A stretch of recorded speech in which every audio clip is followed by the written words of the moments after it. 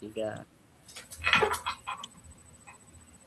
Halo, kami dari kelompok 4 ingin menyampaikan PPT hasil kerja kelompok 4. Yang pertama akan disampaikan oleh teman saya.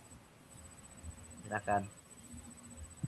Baik, di sini saya akan menjelaskan hasil laporan proposal kami yang berjudul Peningkatan Fokus Belajar Siswa pada Mata Pelajaran IPAS melalui Metode Pembelajaran Interaktif. Yang pertama itu latar belakang.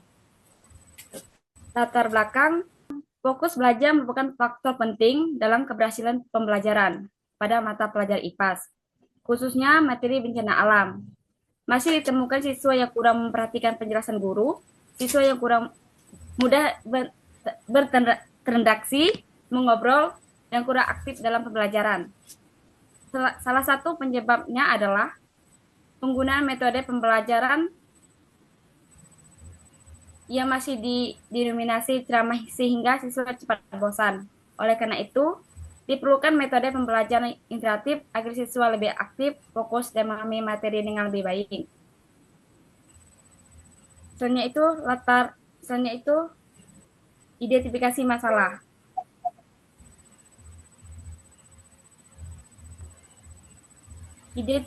Identifikasi masalah utama yang ditemukan meliputi ada pertama itu fokus belajar siswa masih rendah. Yang kedua, sebagian siswa mengantuk dan kurang memperhatikan pelajaran. Yang ketiga, disiplin belajar masih kurang. Yang keempat, tidak semua siswa memiliki buku pembelajaran. Yang kelima, keaktifan siswa belum merata.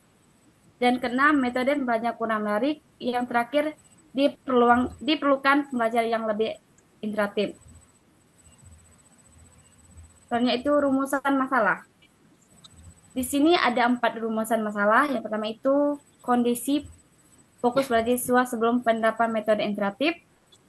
Yang kedua, cara penerapan metode pembelajaran interaktif. Ketiga, peningkatan fokus belajar setelah metode diterapkan. Dan yang keempat, efektivitas metode pembelajaran interaktif dalam meningkatkan fokus belajar.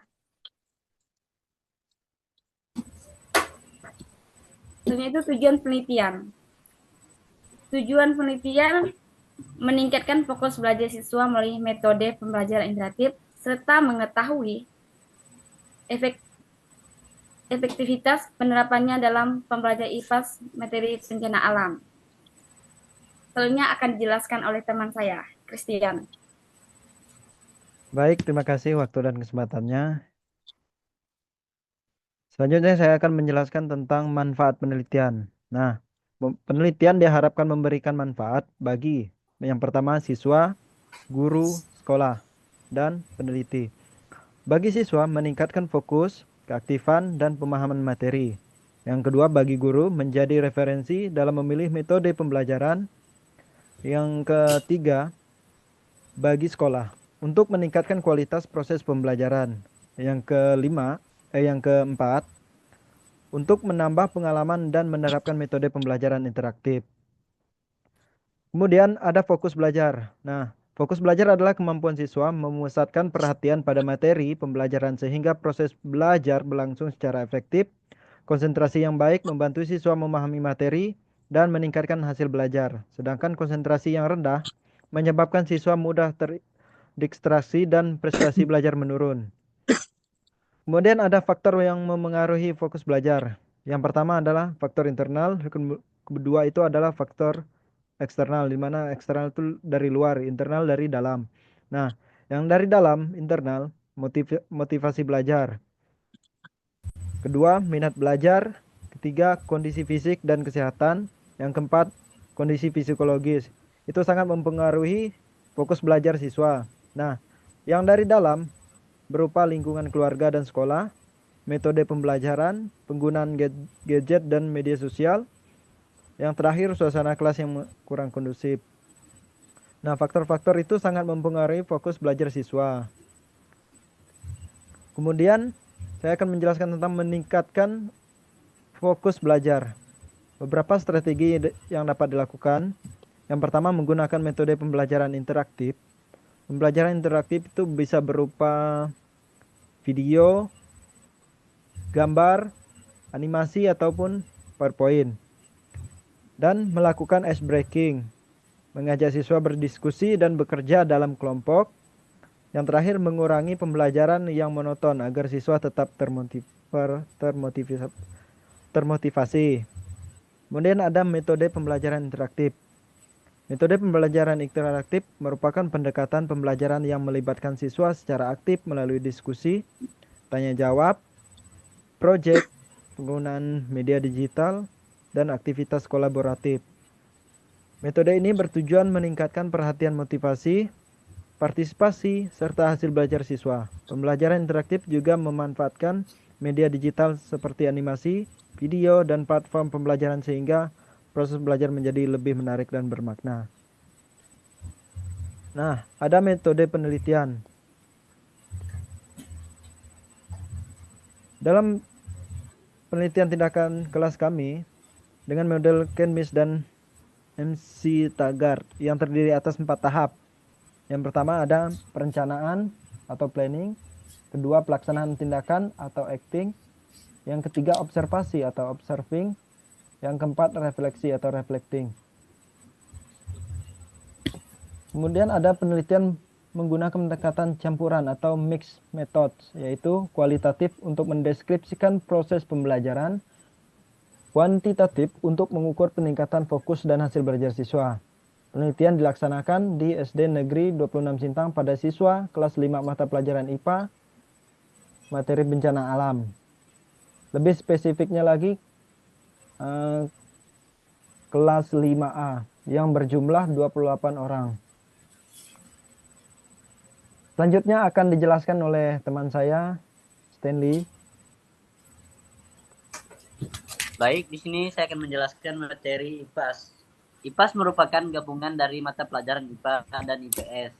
Dalam kurikulum Merdeka, mata pelajaran ini bertujuan untuk membantu peserta didik memahami fenomena alam dan sosial secara individu, sehingga mampu berpikir kritis.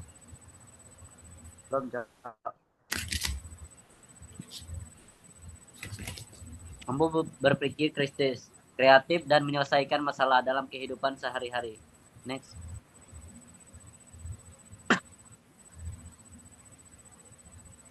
Materi bencana alam. Materi bencana alam adalah peristiwa yang terjadi karena faktor alam maupun belum. Mengakibatkan kerusakan lingkungan, korban jiwa, dan kerugian ekonomi maupun sosial. Jenis bencana alam: gempa bumi, tsunami, gunung meletus, banjir, longsor, dan kekeringan dan badai. Selanjutnya, dampak bencana alam. Yang pertama, menimbulkan korban jiwa. Yang kedua, merusak infrastruktur. Yang ketiga, menyebabkan kerugian ekonomi.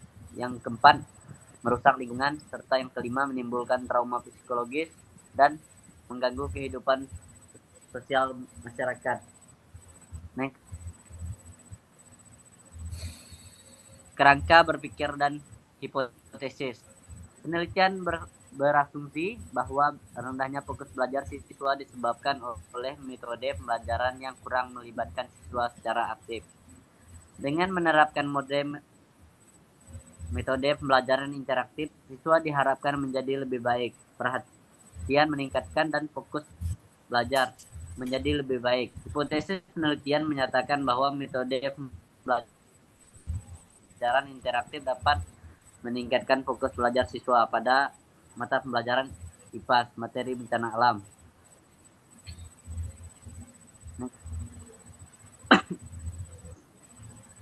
Selanjutnya akan disampaikan oleh rekan saya. Kesimpulan, penelitian ini bertujuan meningkatkan fokus belajar siswa melalui penerapan metode pembelajaran interaktif pada materi bencana alam. Metode tersebut diharapkan mampu meningkatkan perhatian, keaktifan, dan hasil belajar siswa sehingga proses pembelajaran IPAS menjadi lebih efektif dan bermakna.